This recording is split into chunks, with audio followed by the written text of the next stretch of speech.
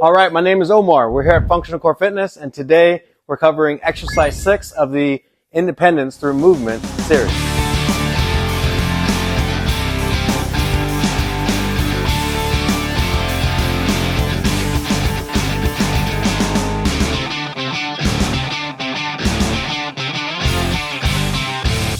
All right, welcome back, everyone. So now, exercise 6.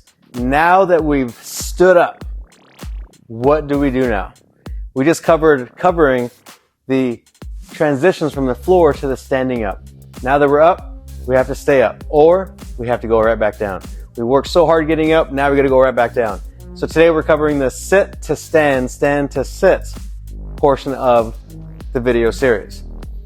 Now, sitting, there's a whole technique to sitting, right? Because the technique of sitting is the technique of squatting. Squatting is one of the most important exercises that we do. We do it every single day, from standing up to sitting down, getting in and out of our car, and more importantly, when we use the restroom. So if we can't stand without some type of assistance, then this is the exercise for you. All right, what's the technique of sitting and standing? Or what's the technique of squatting? First things first, we have to understand our weight distribution. And when I say weight distribution, I mean my hips and my shoulders. Where are they aligned? They are aligned where they have to counter each other, which means if I hip hinge, my shoulders are countering my hips. Why? Because my shoulders are the front portion of the weight and the hips are the back portion of the weight of this position. Now when I drive my hips forward, now my hips are under my shoulders, or my shoulders are stacked above my hips. So now, here we go. We have to hip hinge. We have to have the flexibility of our hamstring to hip hinge. If we don't have flexibility of the hamstrings, you're going to start to arch your back because you're not going to be able to move your hips. So we have to move our hips by driving our hips backward. Now, as I drive my hips back, look what happens to my shoulders. If I keep my back straight, my shoulders should be forward, my hips should be back. Now, if I arch my back as I hip hinge, this will happen. Okay, now, can I sit like this? Yes. Do I want to sit like this? No. My spine is no longer in a stable position or in a safe position. So I have to hip hinge. As I hip hinge, boom, I hip hinge, now I bend my knees. Hip hinge, bend, bend, bend, and I slowly make contact with my butt.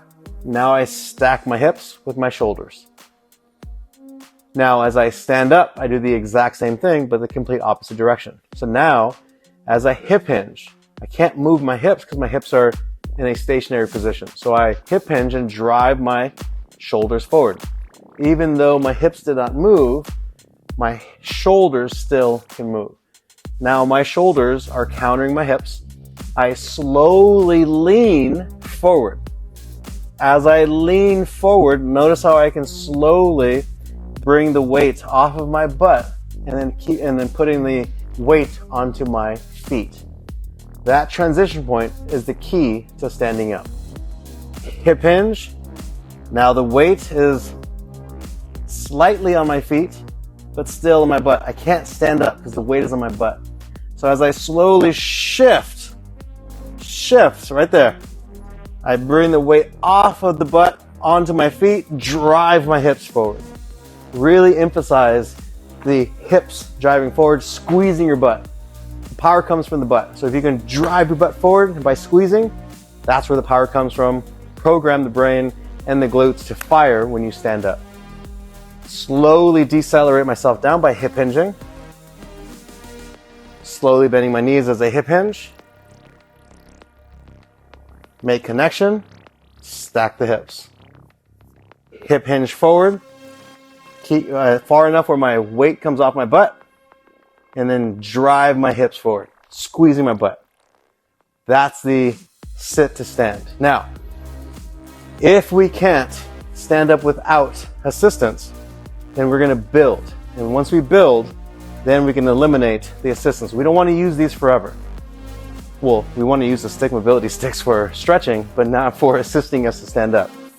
So, how we use the sticks? Well, first things first, I want to make sure that once I position my feet next to where I'm going to sit, my arms are going to be fully extended. Once my arms are fully extended, the sticks are going to be under my hands. I want to apply pressure downward with the stick, which activates my back muscles, my lat muscles. That pressure down is what's going to help me up and what's going to help me down and help me stabilize. Same thing, I'm going to hip hinge first. Okay, now the weight is on my sticks and my feet. So now I'm going to slowly bend my knees until I make connection with the chair. Now I push off the floor with the sticks and get into an upright position. Slowly lean forward. Right, now the weight is on my sticks and my feet. I'm going to push down into my sticks and drive my hips forward. Inhale on the way down. Exhale on the way up. Let me do that again. I hip hinge, make connection, and then right back. Slowly lean forward, push forward. Slow myself down by hip hinging, make connection, stack my hips. Emphasize the glute firing. That's what's going to help you get up much easier, much faster. All right, sitting and standing. Very important once we're up because we've got to go right back down. I hope you enjoyed today's video. Please remember, train smart, train hard, and stay independent. We will see you next week.